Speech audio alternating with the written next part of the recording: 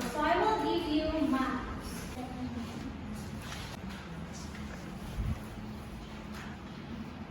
Okay. You're holding now in. Okay, and nation? Nation? World. Okay, a world map. First question. Since you're holding a world map, how much of the earth is covered by water? In your elementary. About, yes, Jacob.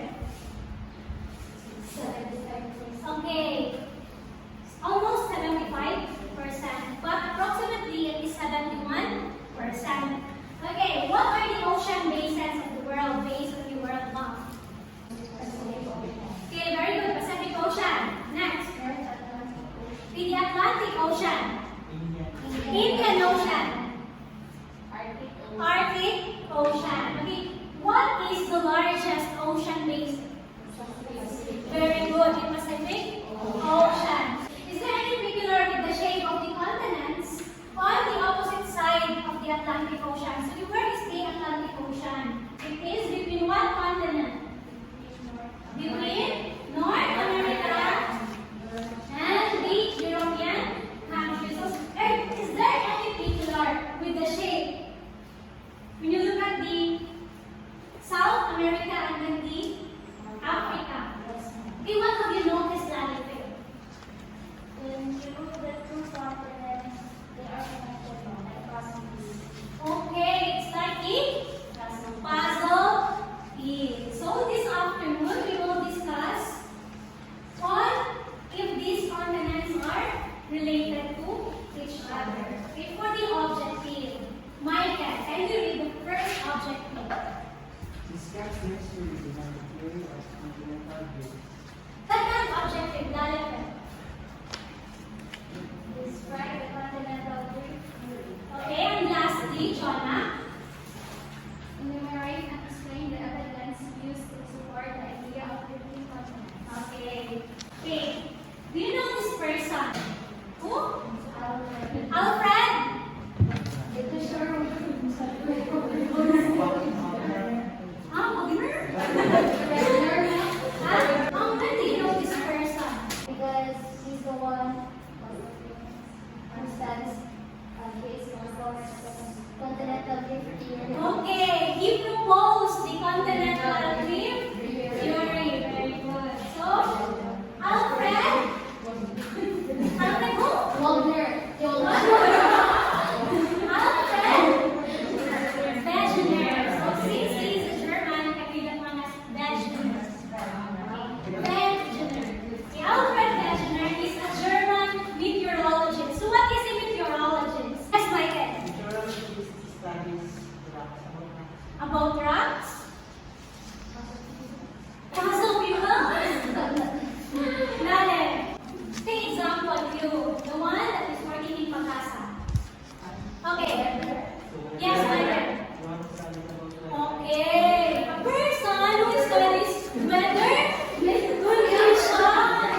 That's a meteorologist. So in 1912, he proposed that a single supercontinent that he called Pangaea separated into the current continents and moved across the Earth's surface to their present location. Okay. Just like what have you noticed in the map, Alfred Wegener also noticed that the maps look like a jigsaw puzzle. That the continents are connected to each other. So he proposed that this whole continent is called the Pangaea. Okay, the word pan means whole. And then Pangaea means? Very good, earth. So the word Pangaea means whole earth. He published his work through a book entitled The Origin of Continents and Oceans. So because of his observations of the map, he made a book about the origins of the continents and oceans. See, it is 1912. So how about the scientists? Did these scientists agree with Alfred Wegener's theory?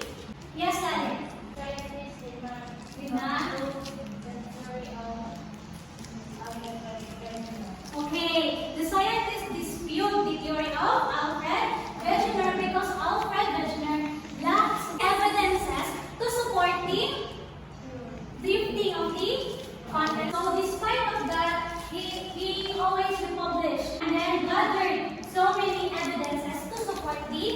theory. So as such, scientists were reluctant to believe that continents could behave. So what was the driving mechanism? Move your chair to your members.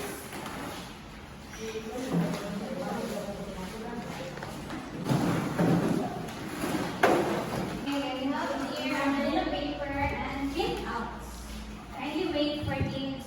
Okay, we will have the continental drift activity. So look at the papers, the handouts. What can you see the handouts? Ano siya? Different continents with the fossils. Okay, instruction and the legend. Assign different colors for each type of fossil and geologic structure. What is a fossil? Very good. The remains of an organism that exists a long time ago. Okay, each type of fossil. So you will assign different colors. So use these colors to represent the identified areas within the land masses. Second, you have to cut along the borders of the continents using a pair of scissors. And then on the another sheet of paper, for you I will give Manila paper. So you will paste the continents on the Manila paper or the cutouts and try to reconstruct Pangaea using the given clues. So what are the clues? The fossils and then the mountain ranges that was indicated in the activity. Okay, I will give you 10 minutes to finish the activity. Okay, and after you paste the cutouts, draw a circle that represents the earth. And then discuss the findings in front of the class. So these are the questions that you will answer later. Group 1. You can stay there. First question. What criteria or bases did you consider when piecing together the jigsaw puzzle? By following the mountain ranges and fossils. Second question. Look at the resulting map of the activity. What can you conclude with regards to the location of different fossils? Is the fossil located in the same area? In the same landmass? No. So the fossils and then the mountain ranges is located on the different continents. Very good. Give your thoughts on why the cutouts do not perfectly fit each other. As the continents drift, The land masses were where? arranged to think its formation Due to different factors. okay, due to different factors. Example, Like water, the moving of the rocks to the different location. You call that one? Due to erosion or weathering. Very good, John. Evidences supporting the continental drift. So based on your activity, you give me already the evidences of the continental drift. What is the first evidence? The fit of the continent. So you connect the jigsaw puzzle together to fit the continent. So that is the first evidence of Alfred Wegener.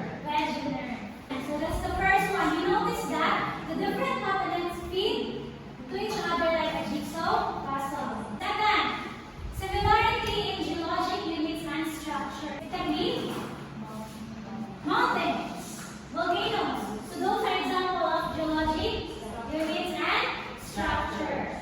Okay, Wegener discovered that geologic structures like mountain ranges as well as ages and rock types on the opposite side of the Atlantic oceans were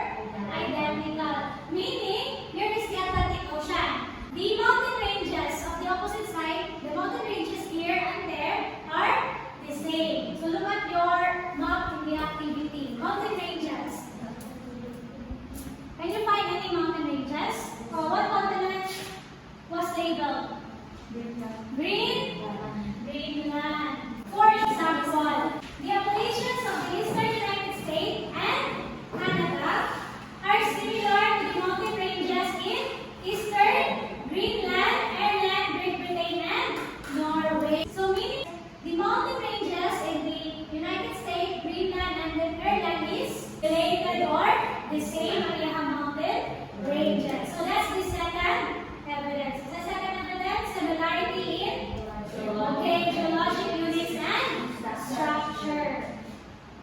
Third one, the fossil mulch. So that's the obvious activity, the fossil mulch. The fossil remains of the organism, meaning that organism, it can be that it doesn't exist until now or extinct. You have there different fossils. It can be flora and fauna. Now what's flora?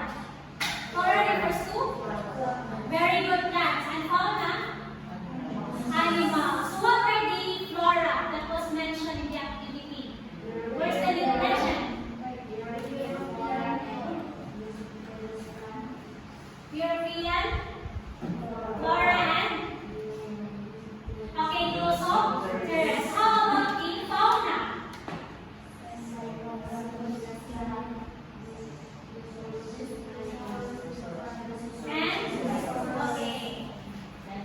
So Glossopteris flora or seed fern had large seeds, too large to be blown away by wind to different continents. It is too large to carry by the wind. For example, from Philippines, it can travel to another country like China. Yes or no? By the wind? No, because it is far away. It's too far. And grew only in subpolar regions, but fossils were widely distributed over Australia, Africa, India, and South America, and later on Antarctica. So what is the temperature of Antarctica? Okay, cold area. The description of the Glossopteris grow only in subpolar. So, the condition. Okay, next one. We have Mesosaurus, a freshwater reptile.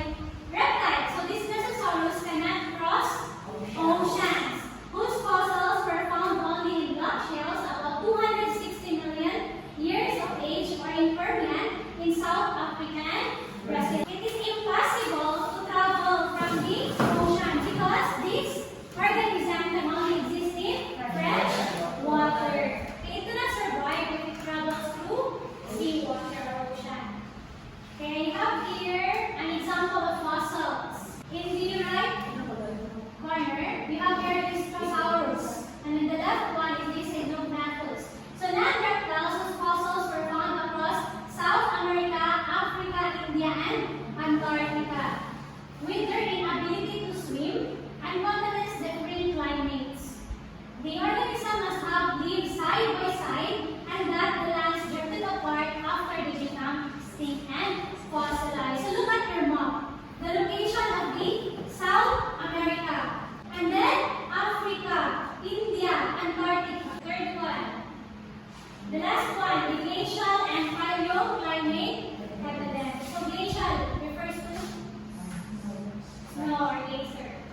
So you have there, Wegener analyzed glacial fields and striation of ancient times and found out that glaciers of the same period, the Paleozoic age around 300 million years ago, were located in Australia, South America, Africa, India, and Antarctica. Except for Antarctica, these continents or countries did not have subpolar climate that allowed glaciation. So imagine how far away those continents, but Wegener listed that he found out glacial fields.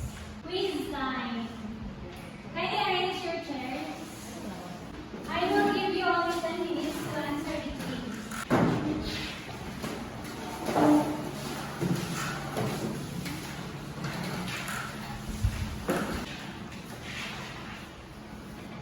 Okay, you can now start answering this question. Please,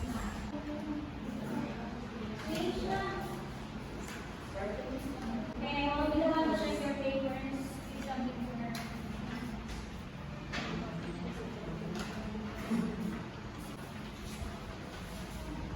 Okay, I have here a short video.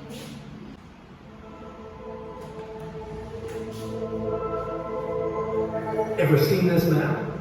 This is how the Earth looked 200 million years ago, before Pangea, the only supercontinent on the planet, came apart. What if one day the continents join together into one giant landmass again? Okay, what is the question? What if one day? Okay. What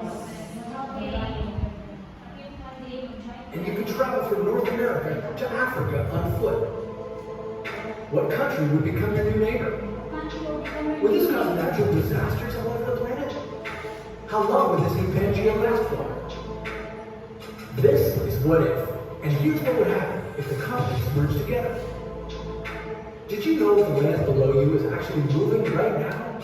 This is because all 7 continents sit on the tectonic plates that Earth's crust is broken into. These plates are floating on molten rock. In the 4.5 billion year history of Earth, our continents have changed their appearance many times. Sometimes fusing together in crunching collisions, and sometimes breaking apart. What if one day they suddenly stood up and smashed into a supercontinent again? Would you wake up and find yourself at the Mexican border? Since Australia would collide with Japan, Korea, and China, the 2 continents would no longer be separated by the Atlantic Ocean. North America would bump into Western Africa. Citizens of New York might wake up to find Namibian lions roaming through Central Park. These areas would be devastated by the eruptions of newly formed volcanoes. Eruptions would be spewing out large amounts of lava and gas. Add devastating earthquakes to the equation, and you'd see these dangerous regions start to pull themselves apart. Stirred by hot currents below, the supercontinent would eventually break apart into smaller continents going their separate ways. But you can always imagine how the world would look if the giant continental pieces of the puzzle came together. Give the planet 300 million years, and there'll be another supercontinent. Geologists already gave it a name, Pangea Ultima. What would you name it? So there are advantages and disadvantages if the continents will join together again. Okay, the first advantage is the travel. How about the climate? Change, very good, Salme, because of it differs on the map. It can be in the equator or the cold region. So what else? Is there a natural disaster mentioned? Earthquakes. Another one. Volcanic eruption. So what if all the continents join together? For your assignment, you will choose one of the following topics below and create a multimedia poster on disaster preparedness. So number 1, volcanic eruption. So what will you do to be prepared? Or it can be earthquake. Okay, what are the safety measures during earthquake? Hurricane or typhoon, and then if example wildfire because of the temperature. And lastly, in the pandemic. For example, in pandemic, is it advantage if the continents are joined together or disadvantage? Disadvantage. Why? Very good. The virus will? Okay. Spread faster than usual. Okay, so you have to choose